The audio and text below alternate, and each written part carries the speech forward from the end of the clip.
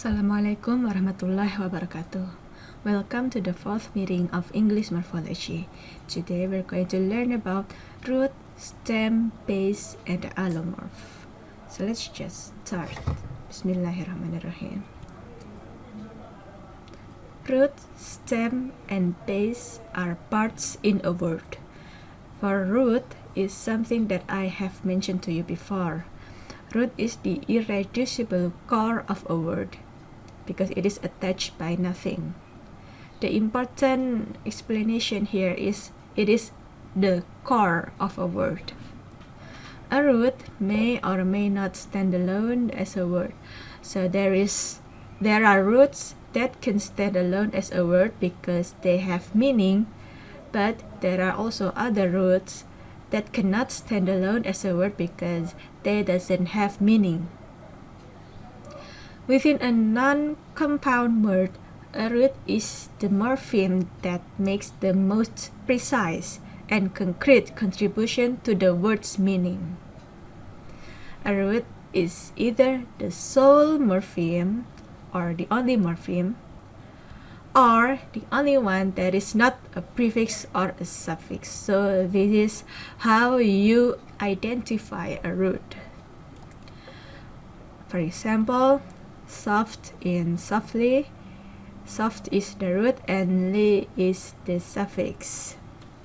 Help in unhelpfulness, un is the prefix and full and ness are the suffix. Help here is the root.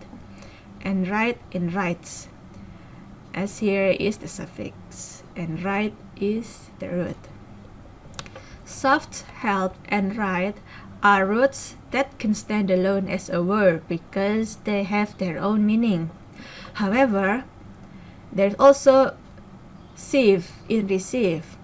Re is the prefix and sieve is the root. However, sieve here doesn't have its own meaning, but it's still considered as the root because there are words like receive, perceive, deceive, etc., etc. And then also another example is clude in include. There are include, exclude. Clude is the root, in is the prefix, but clude doesn't have its own meaning. Stem. A stem is the part of a word that exists before any inflectional affix.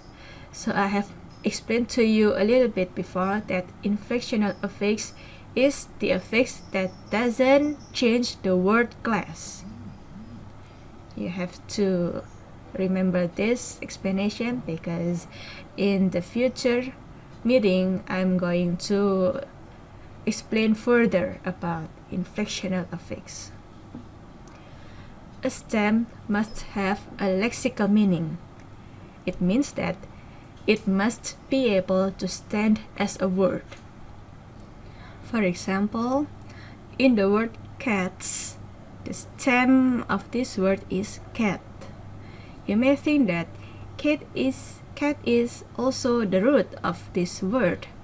However, it is also the stem of this word. The S here is the inflectional affix. And then the other example is workers. So workers, it has the root work and the stem is worker. The S is inflectional affix. Worker here is the stem. This is a part of the word, just a part of the whole word. Worker can stand alone as a word here. And before I give you the full explanation of inflectional affix, these are just a little bit of spoiler for you that there are 8 inflectional affixes in English. If you want to know the explanation of this, you can open the book of Parker and Riley. The 8 inflectional affixes are plural, possessive, comparative, separative, present, past, past participle, and present participle. Inflectional affix is the affix that doesn't change word class, so the noun will still be a noun after inflectional affix. For example, boy and boys, they are still noun. And adjective, still adjective. Old, older. And verb, walk is a verb and walks is also a verb. So inflectional affix doesn't change the word class. It is the opposite of derivational affix. Base. A base is any unit that can be attached by any kind of affixes. So this is any part of a word and it can be attached by any kind of affixes, whether it is inflectional or derivational affix. It may or may not stand alone as a word. For example, the word unfaithful, it has bases unfaith and faithful. The base faithful here, it can stand alone as a word, right? But unfaith cannot stand alone as a word because we doesn't have this word in English. It doesn't have proper meaning. These two are the basis of the word unfaithful. These are some more examples. For the word unbearably, we know that the root is bear, and then if we attach a suffix here, bearable. Bearable is a stem and also a base. Why it is a stem? Because it has a meaning. Bearable. And then if we attach another affix, which is the prefix unbearable. Unbearable is still a base of the whole word unbearably, and it is also the stem of the whole word unbearably, because it also has its own meaning, right? It is the stem. And then we attach another affix, which is the suffix ly. It becomes unbearably, and it has become the whole word unbearably. And then the other example is the word refrigerator. Refrigerator here has the root frig. You maybe think about what is frig.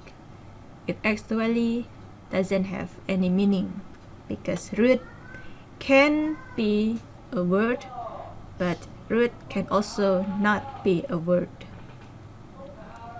And then we attach an affix here, which is the suffix er, to be frigger. Frigger here, it is a base only, but not stem. Why? Because stem must be able to stand alone as a word. However, frigger is not a word, right? So that's why we consider this as a base. And then we attach further affix, which is the prefix re. So it becomes refrigger. Refrigger is also a base, and it is not a stem. Why? Because it is not a word. It cannot stand alone as a word. After we attach another affix, which is the suffix ate. This is a typo. The typo for the symbol. I'm sorry for that. Ate, it becomes refrigerate. Refrigerate it is finally the stem. It can be a stem because it can stand alone as a word. It has its own meaning. After that, we attach another affix, which is the suffix "or." It becomes refrigerator. This is the whole word. So this is how you break down a word into the root, base, and stem. Allomorph.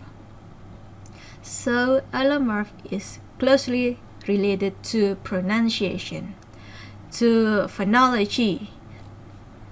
Many morphemes have two or more different pronunciations. It is called allomorphs. So you have to master phonology in order to understand allomorph. For example, the plural suffix "us" here has the allomorphs "us," "is," and "z." These are the different pronunciations of the suffix "us." For example, in cats, horses, and dogs. So, although cats, horses, and dogs have the same plural suffix "us," however, they have different pronunciations. "Us" in cats, "us" in horses, and "z" in dogs. A morpheme with only one pronunciation is sometimes said to have only one allomorph. So if the morpheme "us" has 3 allomorphs, and we have example here, the prefix "dis" only has one allomorph. Why? Because it only has one pronunciation in every word. For example, dishonest, disagree, and disable. So that's all the explanation for today's topic. You may start the discussion in our Google Classroom. Thank you. Wassalamualaikum warahmatullahi wabarakatuh.